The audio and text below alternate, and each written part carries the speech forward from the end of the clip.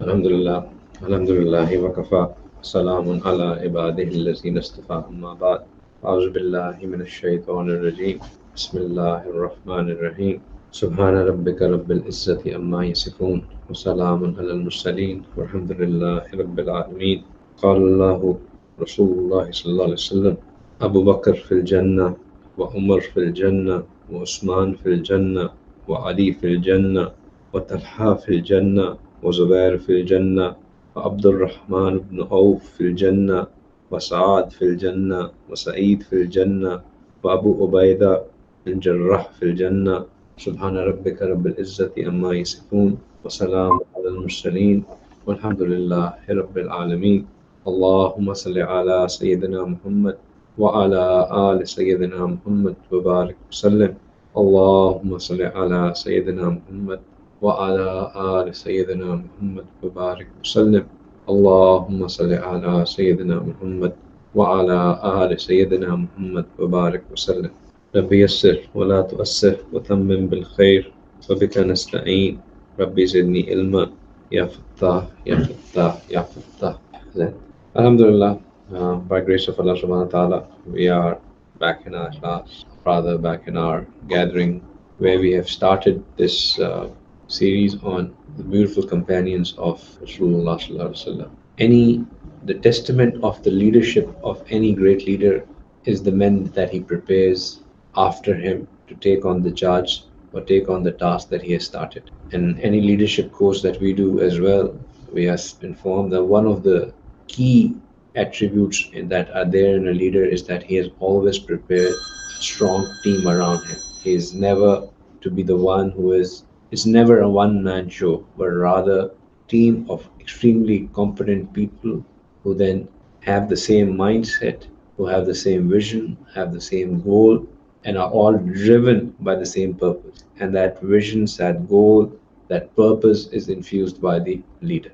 And Rasulullah sallallahu alaihi wasallam, being the leader that he was, the example of which does not exist, he did prepare around him men who were of extraordinary caliber. So much so that apart from Anbiya, if anybody had been given the glad tiding of Jannah in this dunya, are these great men who were the companions of Rasulullah sallallahu alaihi wasallam. So for us who want to understand our deen, us who want to know what does it mean to be a Muslim, whilst it's very important to understand the teachings of Rasulullah sallallahu alaihi wasallam, it is also important for us to understand who these companions were and who these people were, because then we can relate to them, their lives, their stories, their struggles, the sacrifices that they made, and we can find that actually they were no different human beings than any one of us. The social difficulties that they faced, the social pressures that they were there on them, the economic pressures that were there on them, the family pressures that were there on them are very much like what we experience now. The human psychology hasn't changed. The human needs and desires haven't changed. The circumstances in which they prevail have changed, but the basics are the same. And when we listen to their stories and when we understand their lives, we connect to them the at the human level, and we see who they were, and that gives us strength to be more firm in our iman as well. So among these great companions, we are studying about a specific group of Sahaba Ikram radiallahu ta'ala an ajma'in, who Rasulullah sallallahu alaihi wasallam gave the glad tiding of Jannah in this dunya. They are called Ashra, Mubashara, the 10 of the ones who were given the glad tidings. Mubashara means the ones who were given the glad tiding. Ashra means 10. Although there are other Sahaba radiallahu ta'ala anhu who have been given the glad tiding while they were alive in this dunya of Jannah, but Ashra Mubashara stand out because for them Rasulullah said to them in one go, in one sitting, he took the name of these people, that these people are in Jannah. That's why they are called Ashra Mubashara. We have had the honor and the pleasure of looking at the summary of the lives of two of the great companions of Rasulullah sallallahu alaihi wasallam, the closest of the two companions of Rasulullah sallallahu alaihi wasallam, Sayyidina Abu Bakr Siddiq radiallahu ta'ala anhu and Sayyidina Umar radiallahu ta'ala anhu as well. If you haven't had a chance to go through these, I think the recording is available on YouTube. I recommend that you do, because they truly were great personalities and worth listening to. Inshallah, today we'll try to spend some time to know more about Sayyidina Usman radiallahu ta'ala anhu, who was the third mention in this hadith that I just cited, and also the third caliphs of the Muslims after Abu Bakr Siddiq and Umar radiallahu ta'ala anhu. Usman radiallahu ta'ala anhu, he was also Quraysh. Quraysh, who are Quraysh? Quraysh are the family of Rasulullah sallallahu alaihi wasallam.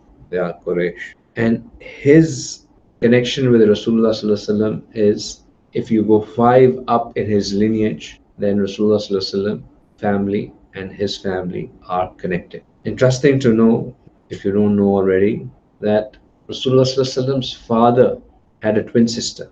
Rasulullah sallallahu alaihi wasallam's father had a twin sister, and that twin sister was the grandmother of Sayyidina Usman radiallahu ta'ala. So from the mother's side as well, they are connected, and then from the father's side, the lineage is also connected. Sayyidina Usman's grandmother was the twin sister of Abdullah, who was father of Rasulullah sallallahu alaihi wasallam. Nani. Puppo of Rasulullah sallallahu alaihi wasallam, Nani of Usman radiallahu ta'ala. Usman radiallahu ta'ala anhu was among the initial group of people who accepted Islam. Sayyidina Abu Bakr Siddiq radiallahu ta'ala anhu, whom we studied about, he was the first outsider from the family of Rasulullah sallallahu alaihi wasallam to accept Islam. And then Sayyidina Abu Bakr became also a da'i for many others to accept. So he offered Islam to Sayyidina Usman radiallahu ta'ala anhu, and on his offer, Sayyidina Usman accepted Islam. So when he accepted Islam, if you recall, when we were doing the talk of Sayyidina Umar, we said that Sayyidina Umar went to a place. What was the name of that place? Anybody remembers from the last talk? None of you were there actually that time. Darul Akram. That place was called Darul Arkam. Sorry, not Akram. Darul Arkam. Darul Arkam was a place. It was a house of a Sahabi, Arkam radiallahu ta'ala anhu. Darul Arkam means Arkam's house. Darul Arkam was the place where, after few people had joined Islam, they would meet in hiding in that place, and Sayyidina Rasulullah would teach Islam, whatever had come to those Sahaba at that point in time. It was a sort of a secret meetup place for the Muslims. And Sayyidina Sayyidina Umar came over there to meet Rasulullah and he accepted Islam in Darul Arkam. Usman radiallahu ta'ala anhu, when he accepted Islam, it was pre-Darul Arkam stage as well. So even Darul Arkam had not been established by that time. So he is one of the very initial people who had joined Islam. And from the beginning, he was tested. And the reason that we must know that these things is because, we tend to come into Islam, or when we tend to change our lives and start following Islam, then we feel that, I thought now Allah's rahmat would be on me, and things would get better, and this, and now I'm being tested more, and this problem has come, and that problem has come, and this has happened, and that has happened. You look at these life of these Sahaba, and you realize that the second they accepted Islam, it was like everything went off for them. The entire world as they knew it turned against them. Sayyidina Usman's father, he got so his entire family got upset with him, and his uncle, his chacha, he got so upset with him that he tied him to a pillar in the house. And they said that we are not going to untie you till you come back to our forefathers' religion. He said, you can tie me for all you want, but now I'm not leaving this. And he remained tied with little food, little water, no option for going to toilets or anything for 3 days, 3 nights. And then after that, his uncle said that enough, he's not leaving, so what can we do? So they untied him and let him be. But right from the start, his family started giving him a tough time. How old was he? He was young. I mean, you can imagine that his Puppu, Rasulullah's Puppu is Nani of, so he must be young. And this is Rasulullah was 40. So, if you work, he must be mid 20s. Given that the women got married earlier, we can still not more than early 20s, right? But Usman radiallahu ta'ala anhu was one of those Sahaba who Allah had given a lot of barakah in his wealth. And he was a very wise trader. And Allah subhanahu wa ta'ala had put a lot of barakah in his trade and had given him a lot of wealth. And he is the perfect example of a role model for those who have wealth. Because majority of the other Sahabas, their life you look at, it's including the life of Rasulullah Sallallahu Alaihi Wasallam, the life of Abu Bakr, of Umar radiallahu ta'ala, that they had very little, and they had very little interest in dunya as well. I was just reading the Hadeeth the other day, and Rasulullah Sallallahu Alaihi Wasallam, Sayyidina Aisha says that there were months that the stove would not be lit in the house of Rasulullah Sallallahu Alaihi Wasallam. Months. Said, what would you survive? And I said, dates. This was the state. But Usman radiallahu ta'ala, Allah had given enough. So whilst we have the example of how one should be if one is deprived or one is in a poorly state, we also have the example that what should be our outlook to dunya and life if Allah has given us wealth.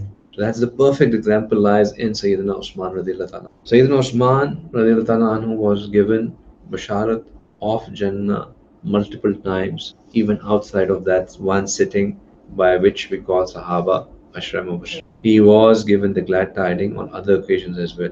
One such occasion we covered in the story of Sayyidina Umar, and once Rasulullah was in Medina, he was sitting in a garden with his feet hanging over a well, and he was just relaxing in a garden, and Sayyidina Musa al-Ashari was there as the khadim of Rasulullah, as somebody who was looking after Rasulullah, and he said to Musa al-Ashari that close the door. They closed the door, and whoever comes in, first ask their name, let me know, and if I give permission, then let them in. So first came Abu Bakr Siddiq. He asked, who's this? He said, Abu Bakr. He informed Rasulullah. He said, let him in and give him the glad tidings of Jannah. So Abu Bakr Siddiq radiallahu ta'ala anhu came. He sat next to Rasulullah on one side of Rasulullah. Then Umar radiallahu ta'ala anhu came. The door was closed. He knocked, sought permission. He was given permission, and it was said to him that let him know that he is from the Jannah. So he came, he sat next to Rasulullah on the other side. So Rasulullah was sitting, Abu Bakr Siddiq radiallahu ta'ala anhu and Umar radiallahu ta'ala anhu on the opposite side. Then came another knock, and Musa al-Ashari asked, who is this? He said, this is Usman. And he went to Rasulullah, he said, let him in and give him the glad tidings of Jannah as well. So Usman radiallahu ta'ala anhu came, and he now sat opposite to Rasulullah.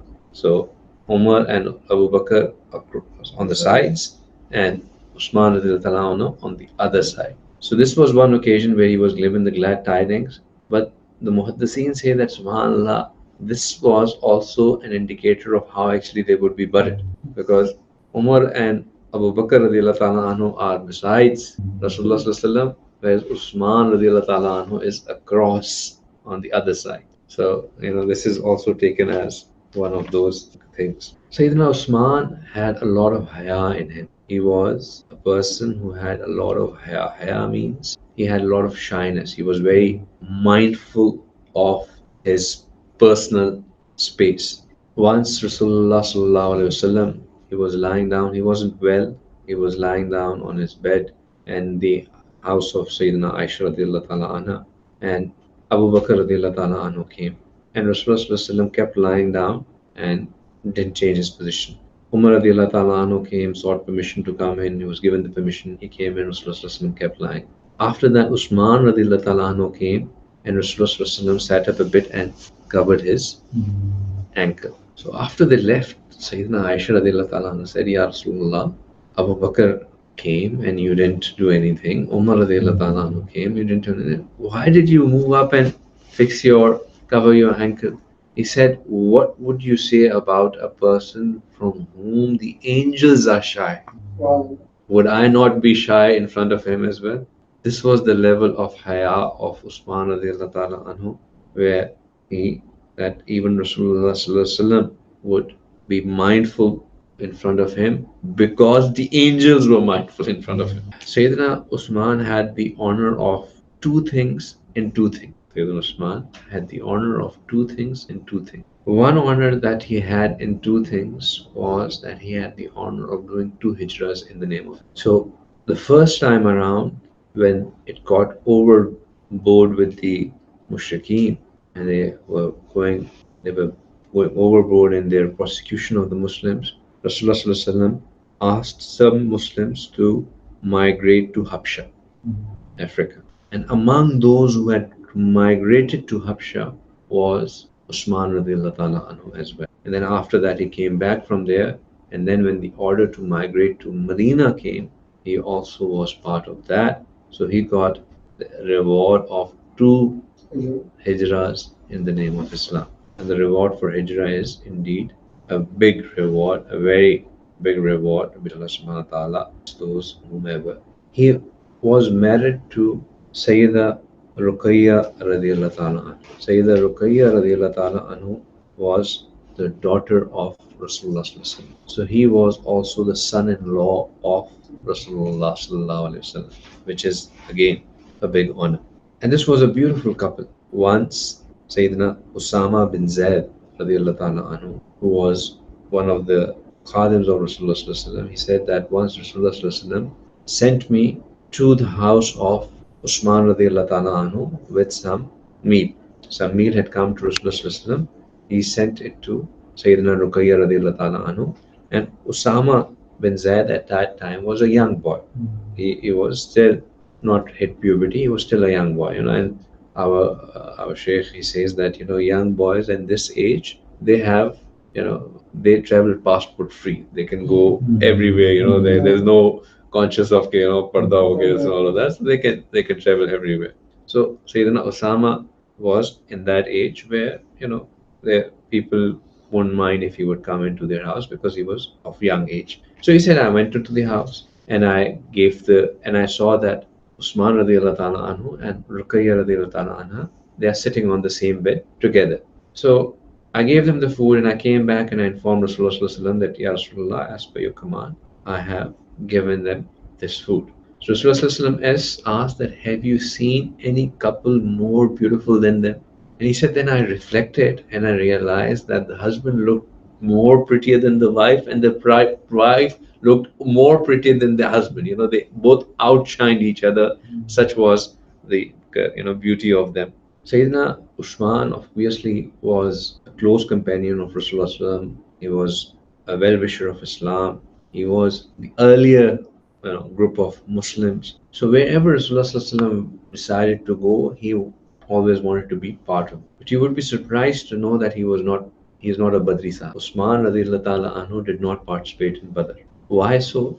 It so happened that when Rasulullah sallallahu alaihi wasallam decided to go out, and when they were going for Badr, they weren't going with the intention of battle. What had happened was that a caravan was coming from Syria towards Makkah, and this caravan was a caravan in which every single person from Makkah had invested in. So basically what would happen was that if there was a caravan that was going, people would invest with that caravan and they would say that, go and trade on our behalf, and whatever profit you make, we will make out of that. So this one was a caravan in which everyone had invested, and it was a very high stake thing.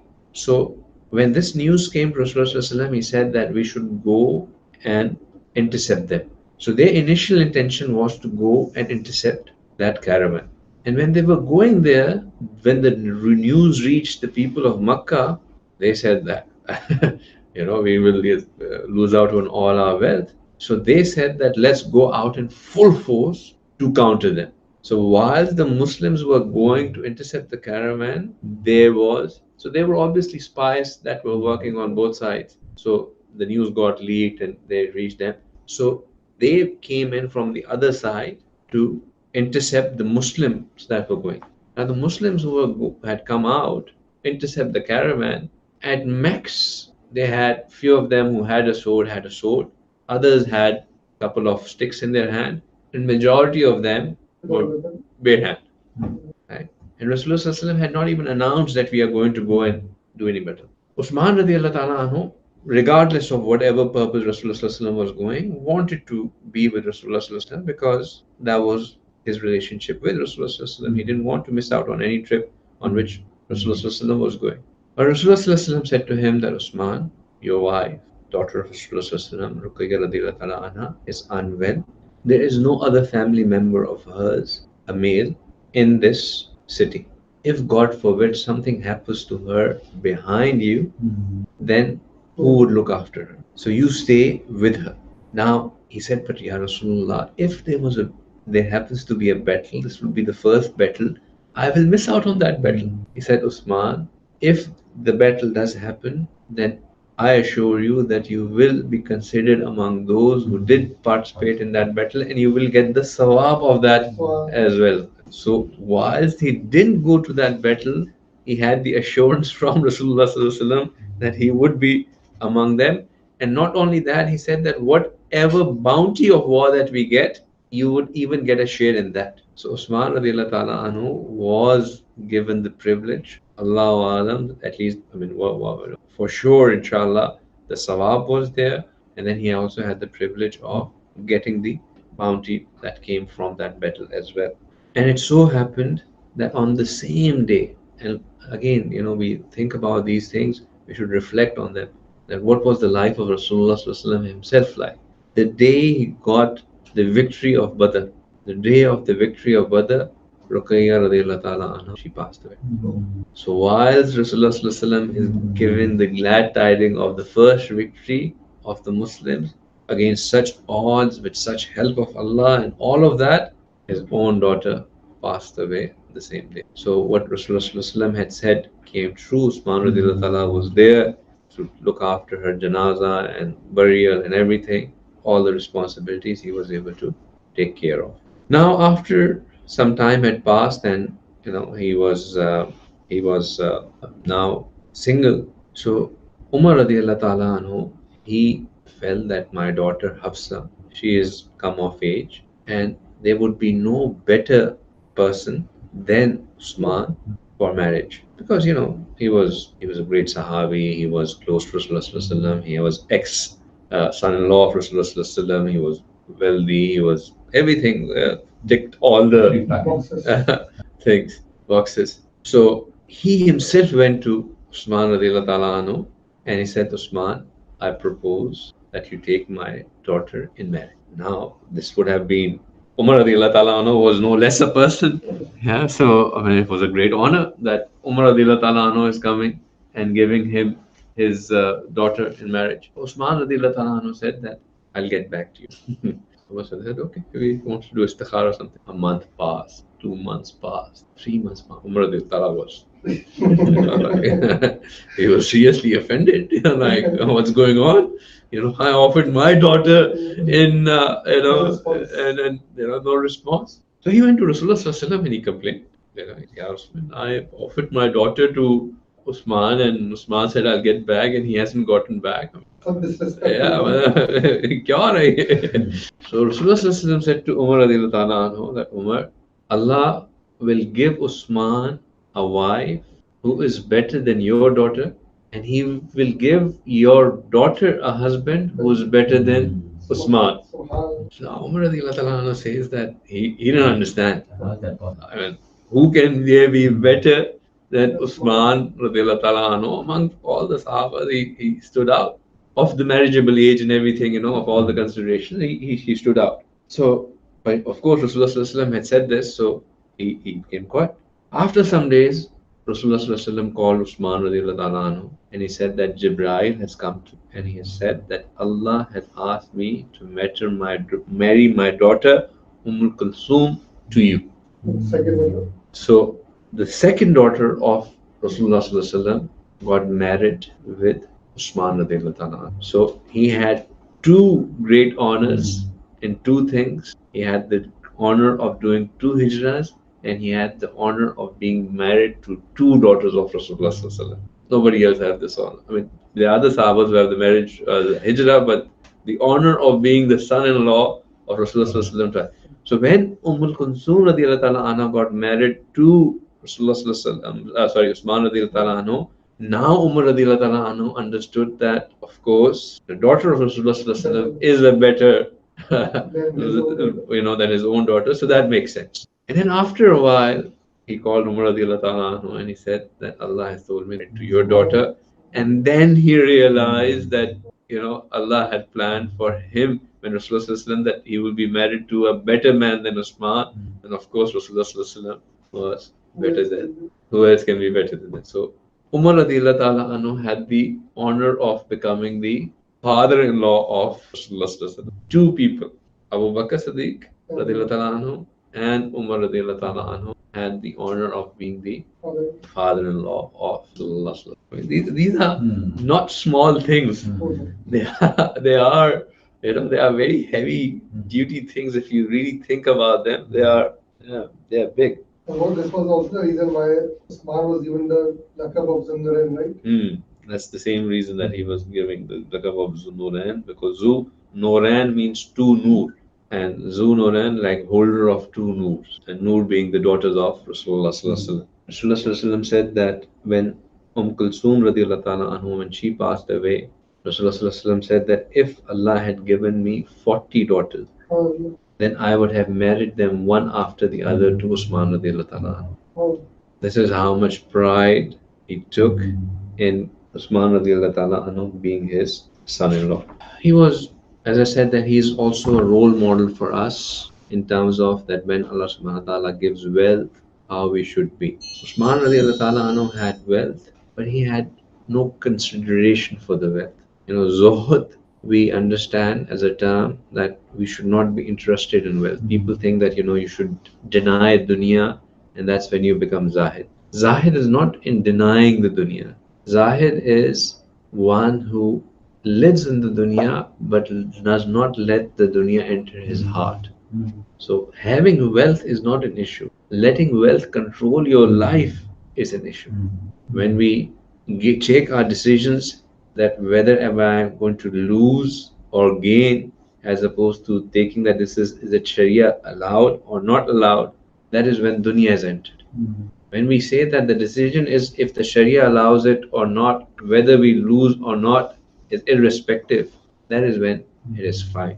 Usman radiallahu ta'ala anhu, there are multiple examples in which he always preferred to give his wealth to Rasulullah sallallahu alaihi wasallam for the pleasure of Rasulullah sallallahu alaihi wasallam. Few examples I'll quote. Once Rasulullah sallallahu alaihi wasallam in Medina, these are all in Medina. When he came to Medina, he came empty-handed, but then he started doing trade, and Allah gave barakat to him again, and Usman radiallahu ta'ala again became a very successful trader.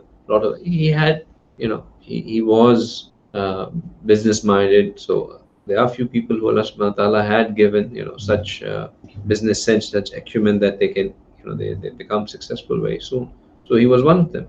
So when he one such occasion happened that there was a well from which the Muslims had to take water from, and this was one of the main wells in the city, in that region of the city, and either you would get water from here or you have to go really far away to get water. And this well was with one of the Jews who was residing in Medina at that time. And a Jew, being a Jew, was far more business smart than anyone else around them. And but this is something that Allah had given to them. This has always been the case. They're always well educated, they're very smart, and they have a very good understanding of how to make money out of nothing. So that's Jews, and that's still the same. So this guy, he would skim the Muslims because he knew that there was no other. I mean, he was sitting on a gold pot. That water well was a gold pot. He knew that the Muslim, and he would, restrict them. He would, punish them, and he was running a full-fledged business. Rasulullah, people came and complained to Rasulullah about it. So Rasulullah said that whoever buys this well for the Muslims, I give him the glad tidings of Jannah. Oh, So Usman radiallahu ta'ala anhu, he said, perfect. back to back like that. Yeah. So he said that, he went to that Jew and he said that, I mean, what's the offer? He said, there's no offer. It's not for sale. He said, 5,000 dirhams, dinars. He said, no. 10,000 dinars. He said, okay, 20,000 dinars. He said, no. He kept on denying. So Usman radiallahu ta'ala anhu, he was also smart. He said, okay, let's do a deal. You sell it to me half of it. I give you 20,000 dinars, which is way above the market price in any case for this. But you, was it 20,000 or was it 12,000? Sorry, let me not get the figures wrong. So he said, let me give it to you for 12,000 dinars. 12,000 dinars, I'll give it to you, and you sell it to me, half of it. So he thought that, okay, that looks like a good deal. I'm still keeping the well, the property is mine. He said, what does it mean, half of it? He said, half of it means that we will divide the number of days. One day would be yours, one day would be mine. So one day people would come, I'll charge them. The next day people would come, you would charge them. So the work will go on. He said, yeah, this is acha, better, so that, I'm keep on getting the revenue and I'll also, so he agreed. Usman, I don't know, for the few initial days, he kept quiet. And once the deal got firm and now the Jew was comfortable that, he's still making money and not losing out, Usman announced to the Muslims that my day is a free day. Whoever wants water, they can come and take it from me free of charge, as much as they want. Now, obviously, everybody would come and get 2 days of water from from Usman and nobody would go to the Jew. So then the Jew thought, yeah, ye to nuksan ho gaya. So he came back to Usman and said, okay, you take the whole thing. He said, okay, what for? He said, okay, this time take the other half just for 8,000. So Usman gave him the 8,000 as well. So in total, he gave him 20 and he bought the whole thing and got the Bashara of Jannah as well. So this was another occasion when he got the Bashara. Another occasion, another very interesting incident that happened was that once there was a famine-like situation in Medina and the local market had run out of supplies. So the news came that there is a caravan that is coming and that has a lot of supplies in it. So all the traders, they were waiting for that and they were already planning that, we would buy it and then, sell it at exponential rates. Usman radiallahu ta'ala went out and cut a deal with that caravan and bought the entire caravan in advance. So when the caravan reached Medina, now the traders started pitching and they said, no, it's already with somebody. Who is it? Turned out it's with Usman radiallahu ta'ala. So they went to him and they said, okay, Usman, you beat us to it, but let us have our share. We'll give you 2% more than what you have bought it for. Give it to us. He said, no. He said, okay, we will give you 5% more. He said, okay, we'll give you 10% more. He said, no. He said, but why? He said, because I have a buyer who will give me minimum 10 times more. Minimum. And it can go up to 700 times as well. And he said this. He said, who is this? He said, that's my Allah. And I will give all of this to people for free. And in return, I'll get 10 times more or 700 times. So whatever he had bought, he just distributed it among the people. That was his wealth was just a way for him to keep on buying Jannah over and over and over again. Best possible utilization. Best possible utilization. Another incident. One of the toughest battles that Rasulullah had to go for was Ghazwat Tabuk. It wasn't the toughest battle itself because the battle never occurred, but the journey of that battle was tough. Reason being because it was peak summer. Tabuk is far away from Medina, and this was also the time when it was the peak harvest time. So all the Sahaba Ikram who were primarily farmers and relied on agricultural profits would have had to leave their standing ready crops and leave for this. So it was a tough call on them as well. But Rasulullah said that a news had come to me that the Romans are planning to come to Medina and crush us. So we would not let them come here. We would go and meet them at the border itself. And Roman Empire at that time was the superpower. It was, as though the Americans have announced to come and say that, we are coming. It's today's time, or the Russians or the Chinese, whoever we want to consider the superpower of the day. So it was a news like that. So Rasulullah said that this requires us to go all the way to that place. Now, this was also the time when the Munafiqeen stepped up their game. So they would go and say that, why are you going? I mean, look at all these dates. Who will look after? You can relate probably. Abhi to se khabar aayi hai. Kaun sa wo aa gaye hain? Start inciting all the doubts, just like it happens with us, And to magnify the irony of the situation was that dono haath khali, Allah ke sawali. There was nothing as such for the Muslims to go and even manage, sustain themselves on the journey as well.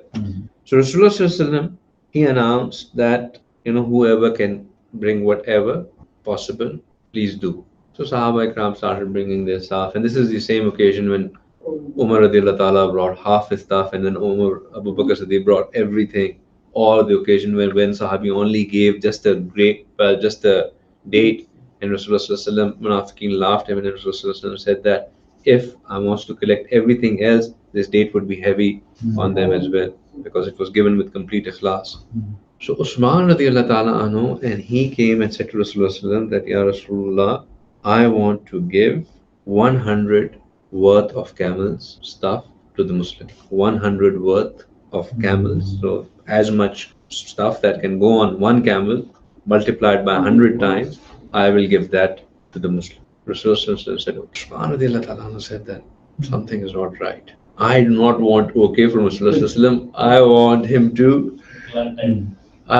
to blossom up. I want to, take away this tension. I want to see the smile of Rasulullah. He said, Rasulullah, I'll give 200 camels worth of stuff. So Rasulullah said, what? Okay. He said, Ya Rasulullah, I'll give 300 camels worth of stuff. And when he said this, Rasulullah became glad, he smiled, and this is one of the occasions, where he was again given a glad tiding. Probably not of Jannah, but Rasulullah made a lot of dua for him. Then another occasion, once Rasulullah was in his house, so Usman radiallahu ta'ala anhu came, and he surprised Rasulullah by giving him a pouch which had 1,000 dinar in them. And this was a personal gift to Rasulullah. And Rasulullah, when he received it, he was obviously taken by surprise, and he was very happy, and he made dua for Rasulullah, so Usman radiallahu ta'ala anhu, and he said, Ma darra Usmanu ma amila ba'd al-yawm, that after today, nothing will give. Whatever Usman would do, he would never make loss in it. So this is a perfect example of those that, one is the person who says, please make dua for me, and the other is the person who does something and automatically gets duas for the khidmat that he does. And dua is always great when it comes from the heart. So this is another great example of that. So I think it was a good decision when I said that let's do it in two parts, because I have still not reached the Khilafat of Rasulullah Usman radiallahu ta'ala anhu, and we are already 50 minutes into the thing. I think let's stop here. Let's not prolong it further. And inshallah we'll start from here and we'll finish with the story of may Allah subhanahu wa ta'ala allow us to grow in our admiration, in our love for these Sahaba Ikram radiallahu ta'ala ajma'in, the love that they had for Rasulullah and the love that Rasulullah had for them. SubhanAllah, we can only wish that Allah subhanahu wa ta'ala allow us to do the khidmat of our deen, the khidmat of Rasulullah in the same manner as the Sahaba Ikram radiallahu ta'ala ajma'in did. Loving the Sahaba Ikram radiallahu ta'ala ajma'in is also loving Rasulullah, and saying things against Sahaba Ikram radiallahu ta'ala ajma'in is also saying things against Rasulullah. We have a habit these days that sitting in the comfort of our lounge 1400 years after these great gentlemen, we question them, we raise points about them, we say how was this and that. Nobody. We're not even worthy of making a comment about them, let alone evaluate and pass judgments about them. Be very mindful of these things. May Allah subhanahu wa ta'ala accept this session from us. Wa akhiru da'wana alhamdulillah.